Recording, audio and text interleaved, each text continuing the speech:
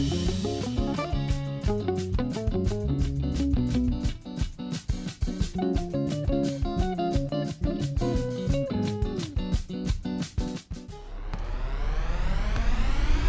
קרנבל בתוך המועדון, הלילה משתגעים כמו אוהדים באצטדיון. That's the sound of the 21st Maccabiah Games official song. It's being performed by Israeli stars Static and Ben-El.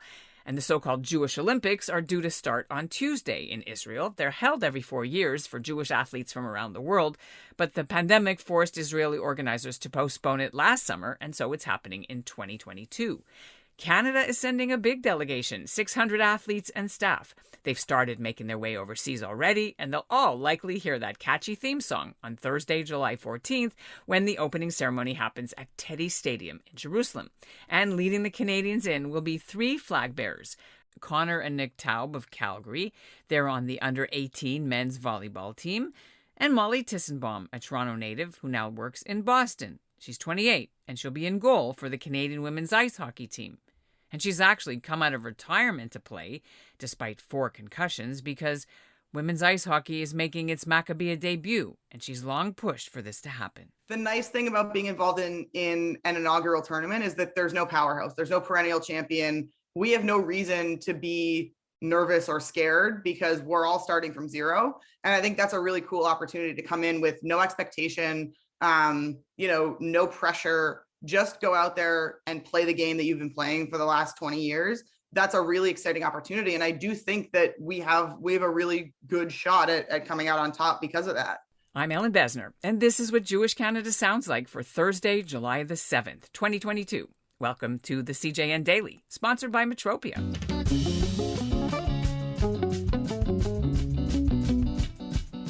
Molly Tissenbaum spent 20 years playing as a goalie. She was so good, she got to go to Harvard University to play hockey. It was only after several debilitating concussions and a serious car accident that her doctors told her she better quit. She graduated from Harvard, and in the summer of 2017, she went to the Maccabiah Games for the first time, but as a member of Team Canada's women's softball team. And they won the silver medal to boot. She hasn't played high-level hockey since, but she couldn't let this chance go by. After all, her brother Max played on the Israeli baseball team, and she's doing it now in memory of her late grandfather, Dr. Ben Tissenbaum of Montreal. He competed in the 1954 Maccabiah Games, and his team won a gold medal in basketball. I caught up with Molly at her home in Boston, where she works for an analytics firm that promotes the growth of women in sports. You were chosen to be one of the flag bearers. It was a little bit later in the process. How did that all work out? What do you know about the decision to make a woman finally as well as part of a team? Yeah, first of all, it's an incredible honor to be chosen among the delegation, because this is, as far as I know, the most number of women and girls ever representing Team Canada, which is amazing. But as far as I understand, there was a meeting with all of the different international delegations. They wanted to talk about the opening ceremonies and what that was going to look like. And for the first time, the delegations agreed that there would be 2 flag bearers. They wanted men and women represented. And true to form, the Canadian delegation wanted to take it a step further and got the twins and me to represent as the flag bearers. So it's going to be really exciting. When you do that flag bearing, we've all watched it on the Olympics and whatever, on other big world events. What does that actually entail? Do you have any idea what you're supposed to do? That's actually going to be something I'm going to have to find out. I don't actually know if I don't know if there are going to be 3 flags, if there's going to be 1 flag. We don't really know what's to come, but we're all really excited. We figure we'll sort of figure it out as we go when we get there. But so do you walk around the house holding up brooms and practicing? This is heavy, right? They're definitely heavy, and I actually haven't started doing that yet, but I probably should if that's what they're going to have us do, because it's not a short exercise. It's a serious undertaking. Right, you got to go around the whole track and the stadium a few times and then schlep this thing, right? So and then we're going to sit with it while they do all of the fireworks and the whole show. So it'll be pretty cool. Well, let's take a step back a little bit and go into why you decided to come back to the Maccabiah Games. Yeah, so I actually, it's even cooler than that, is that I'm getting to play a second sport. I got to play in 2017. I played softball. We won the silver medal. It was an unbelievable experience. It was the first time that I'd ever been to Israel. Both of my parents got to go. My mom's parents got to come over and watch us play. So it was an incredible experience. But for as long as I can remember, I've been trying on the Canadian delegation side to get women's hockey to be included. And because I was a high level hockey player my whole life, at different times I had asked different people in the Maccabi delegation if I could even just skate with the men's team or the boys team so that they could see that there are girls who can keep up. And the last 3 tournaments we've tried to get a women's hockey tournament together, and we couldn't get the numbers. There were, other things going on.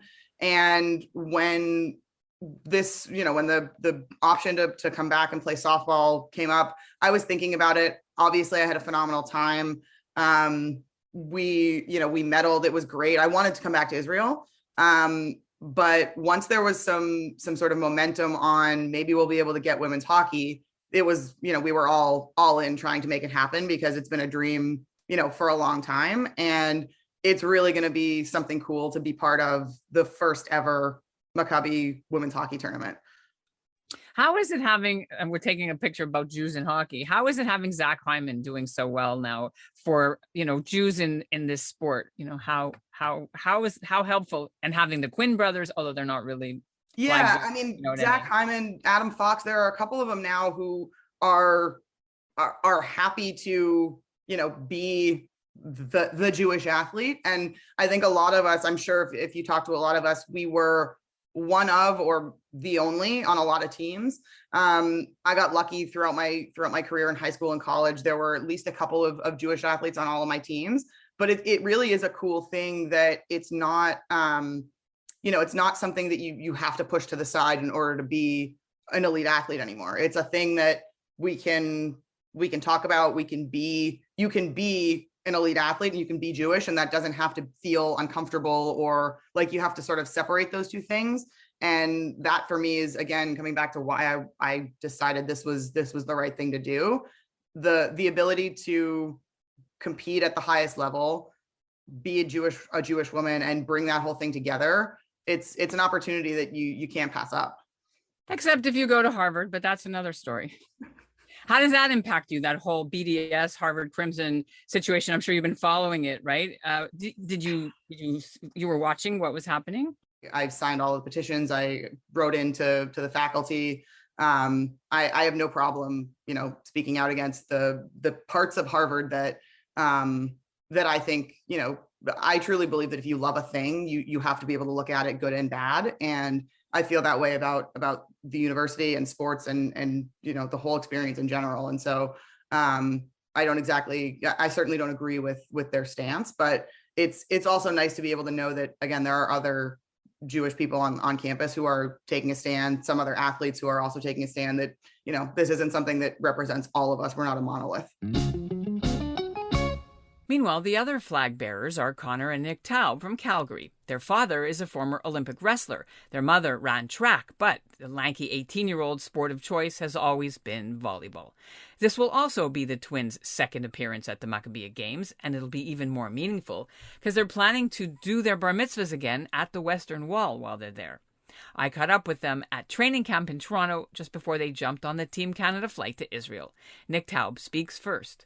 When you were last in Israel, I just watched it the other day, this interview you guys did when you were, 13, 14 years old, when they interviewed you for like 30 seconds in English, and then they on Israeli TV about having a bar mitzvah. Can you tell us a bit about that whole thing? What was that for? How you got involved with that show? So they're actually doing the bar mitzvah event again this time for just the experience almost. But we had never been bar mitzvah before, so we got bar mitzvah at the Western Wall. And Israeli news and Israeli media found out about it, so they were quite interested. They pulled us aside and they started asking us what our experiences were like and how the Western Wall was, what we did, how we felt, all of the above, and it stemmed from us never being bar mitzvahed before, and they kind of found out about it. Like they're running it again this time when we go to the Western Wall, because the youngest people that are there is U16 again, but even for our U19 team, they're also running it for kids that may have not had a bar mitzvah before, or if they want to do it again, they're also running it, I think. Are you going to do it again? Yeah, if we have the option, yeah. That's cool. So it's putting on to fill in and doing, or do you have to actually say some prayer? Like, what do you have to do? We don't speak Hebrew, so they kind of tell us what to say in very simplistic ways, and we just repeat in the best we can what they say. So what are you bringing with you that maybe is a souvenir, a good luck charm, anything to that sort of from, I don't know, from before, from something meaningful from relatives, that, right? I travel with my baby blanket. Every time I go somewhere, every time I play volleyball, the baby blanket I was given at birth, and when I was a child, that's what I travel with. And what about you? Are you bringing anything with you, or? Last time we were there, an Israeli pro team was looking at us, and they suggested that we go to boarding school over in Israel and get citizenship and play volleyball all year round. And they just handed us some gear as like, we want you guys to come here. Please consider it. So this is virtually all I have from the last games, and I wear it for practice all the time. What does it mean to you when the Israelis are scouting you? I mean, you're already going to UBC, you got signed and delivered and all that, right? But that's pretty flattering, no? It's very flattering. It's just not that time and place right now. We're going to university for our 5 years, or however long it takes to finish a degree, and then maybe pro after.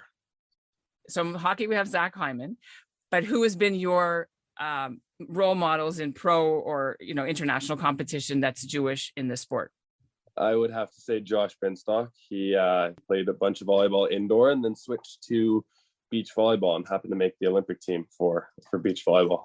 I'd probably have to say the same, especially now that he's working on something he calls the Benstock angle, a bunch of mental performance and like how to level up your game and all that.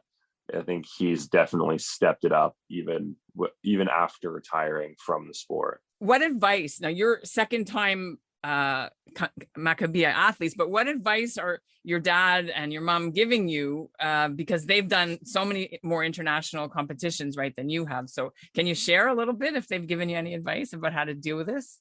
A big piece of advice is go and have fun, because I know that sounds very unoriginal and every parent says that to their kid, but it's true. When you're having fun, you play 10 times better than when you're stiff and locked up and worried about the next thing that's going to happen. So just going and having fun and playing in the moment is what's going to help you win, what's going to help you actually enjoy your time and make the experience worth it.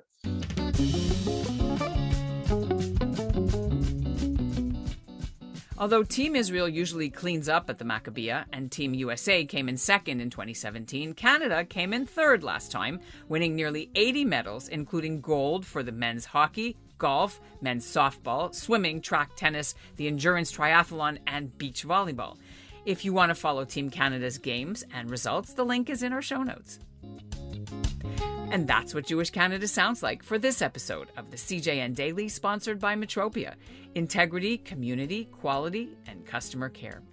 Today's listener shout-out goes to the family of Norman Cash of Toronto. He was a Jewish Second World War veteran, and he became famous for being on a Royal Canadian Legion TV commercial for Remembrance Day. That commercial continues to air every year since it was filmed. Cash landed in Normandy after D-Day. He was a dedicated poppy seller, and he was a sought-after speaker about his war experiences. He was 103. I sold poppies before that. Always sold poppies.